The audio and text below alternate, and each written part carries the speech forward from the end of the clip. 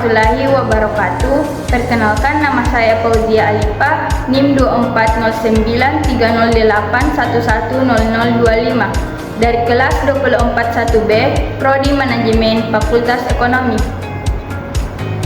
Video ini dalam rangka untuk memenuhi tugas mata kuliah Bahasa Indonesia dari dosen pengaku Ibu Runi Meirati, SSM Hum.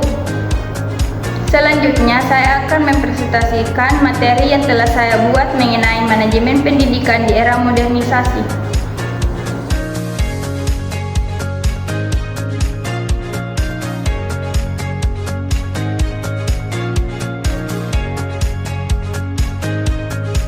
Pertama, kita akan membahas mengenai manajemen pendidikan. Manajemen pendidikan adalah proses perencanaan, pengorganisasian, pelaksanaan, dan pengawasan dalam kegiatan pendidikan untuk mencapai tujuan yang telah ditetapkan.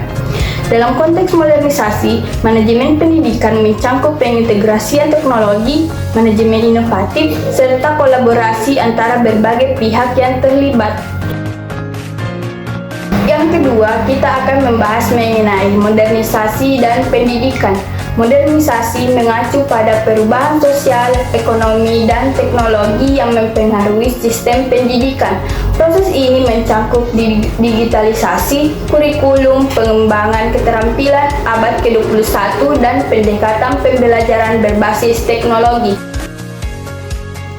Prinsip manajemen pendidikan modern. 1. Inovasi dan adaptasi. Menggunakan teknologi digital untuk pelajaran dan administrasi. 2. Kolaborasi. Menggunakan jaringan antara institusi pendidikan, industri, dan 3. Berbasis data. Mengelola pendidikan menggunakan data untuk pengambilan keputusan yang tepat.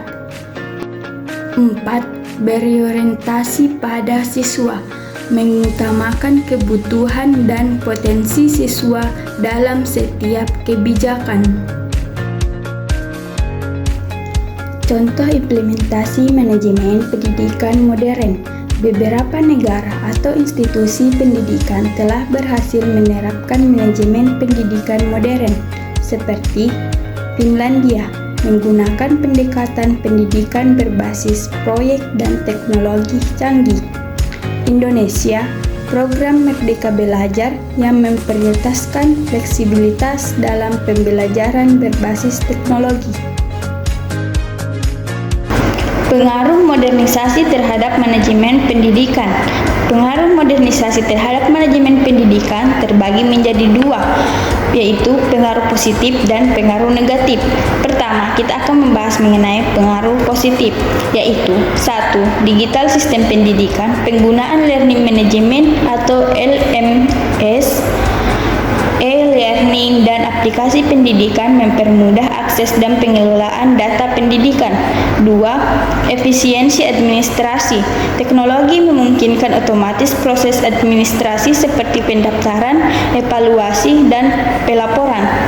3. Inovasi pembelajaran. Metode pembelajaran lebih bervariasi dengan media interaktif, realitas virtual atau VR, dan kecerdasan buatan atau AI.